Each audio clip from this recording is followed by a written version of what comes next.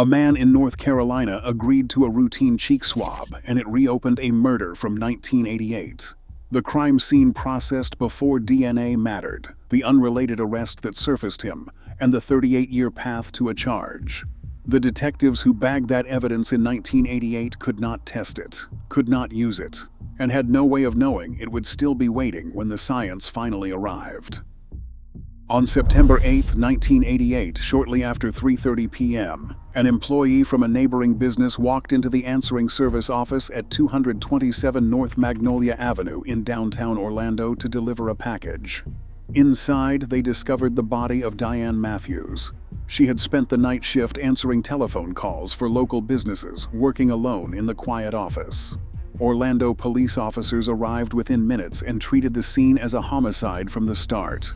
The trauma to Matthews' head and face was severe, making a standard visual identification impossible. It was a co-worker, arriving at the scene, who recognized Matthews by the distinctive style of her hair. Responding officers secured the workspace and began collecting physical evidence using the standard methods of the late 1980s. Forensic technicians lifted fingerprints from the desk, the telephone, and the door handle using powder and tape. They gathered biological material, including blood-stained clothing and a recovered sweatshirt, placing each item into sealed evidence bags. These materials were carefully logged, sealed, and moved into the department's property room, where they would remain untouched in long-term storage. In 1988, the investigation hit an immediate wall. While technicians gathered fingerprints and biological material from the office, the science of the era could only take them so far. DNA testing was not yet a routine or standard tool in criminal casework. Forensic laboratories relied primarily on blood typing, which could narrow down a pool of suspects, but could never identify a single individual with certainty. As a result, the biological samples had to be placed into long-term storage, waiting for technology that did not yet exist. A forensic DNA profile is a genetic pattern built from specific markers in human cells. Years later, breakthroughs in molecular biology changed how these preserved samples were analyzed. Techniques like polymerase chain reaction, PCR, allowed scientists to copy tiny, degraded pieces of DNA into quantities large enough to study. Combined with short tandem repeat profiling, which examines highly variable regions of DNA, even fragile aged material could eventually yield a distinct profile. But in 1988, these advances were years away. The evidence had outrun the science of the day, leaving the case to go cold. The department's property custodians strictly logged and protected the samples, keeping them uncontaminated in long-term storage. On April 12, 2023, police in North Carolina arrested Willie J. Carpenter. Investigators described the arrest as involving a sexual offense against an underage female. Following standard booking procedures, the North Carolina Department of Public Safety collected a buccal swab, and on May 1, 2023, their forensic laboratory uploaded Carpenter's DNA profile into CODIS. CODIS, or the Combined DNA Index System, is a national database managed by the FBI. It acts as an automated directory, comparing DNA profiles from convicted offenders, arrestees, and unsolved crime scenes across all 50 states. This system allows a DNA profile uploaded in one jurisdiction to instantly cross-reference evidence preserved thousands of miles away. When the North Carolina lab entered the profile, the national network flagged a potential connection.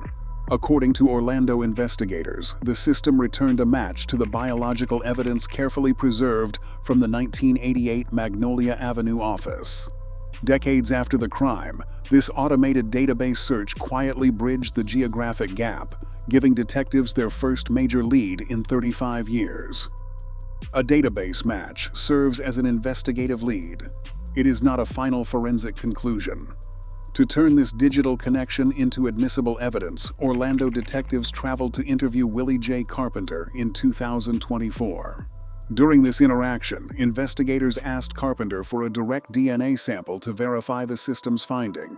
He agreed to the request, signing a consent form and voluntarily providing a cheek swab. This new sample was immediately sealed and secured, establishing a fresh chain of custody. It was then sent to the Florida Department of Law Enforcement Laboratory for direct comparison against the biological material preserved from the 1988 crime scene. In cold case investigations, the integrity of this comparison depends entirely on the history of how the physical evidence was handled. Every handoff, from the initial collection in the Magnolia Avenue office to its decades in climate-controlled storage, must be closely tracked and recorded. If the custody of the evidence is broken or unverified, any scientific match loses its legal standing in court. The preserved material had to be proven to be in the exact same condition as when it was first gathered. In 2025, the Florida Department of Law Enforcement completed its testing of the voluntary sample. By analyzing the genetic markers from the new cheek swab, analysts conducted a direct, side-by-side comparison against the profile extracted from the 1988 evidence. According to investigators, these results strengthened the connection between Carpenter and the biological material recovered from the scene of Diane Matthews' murder. Police reports state that the laboratory comparison further linked Carpenter to the preserved crime scene evidence, transforming a broad database notification into a specific forensic link. These laboratory findings provided detectives with a direct point of comparison, but they remain allegations in a pending legal process. Willie J. Carpenter has been charged with first-degree murder, but he has not been convicted of this crime. Under the law, he is presumed innocent until proven guilty in a court of law, and his defense retains the right to challenge both the voluntariness of the 2024 swab and the long-term preservation of the physical evidence. With the laboratory results completed, detectives spent months auditing the case file.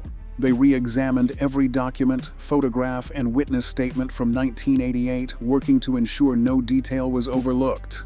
Before presenting their findings to a judge, investigators took the step of formally ruling out all other individuals who had ever been considered persons of interest in the case. This thorough process ensured that no alternative lead remained unaddressed and that the focus remained solely on verified evidence. Detectives then consulted with the state attorney's office to evaluate the strength of the case.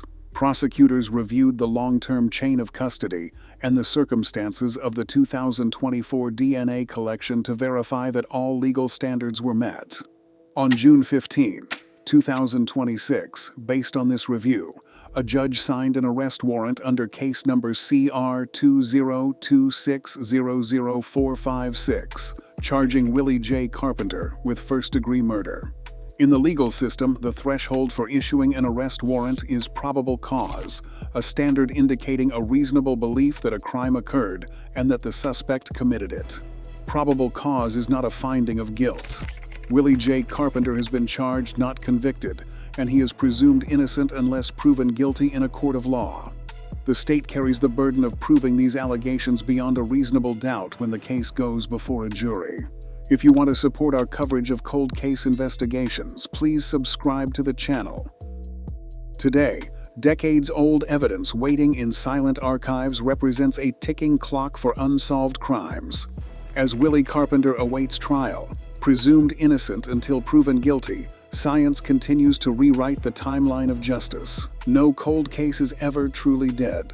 Subscribe for more deep dives into forensic history.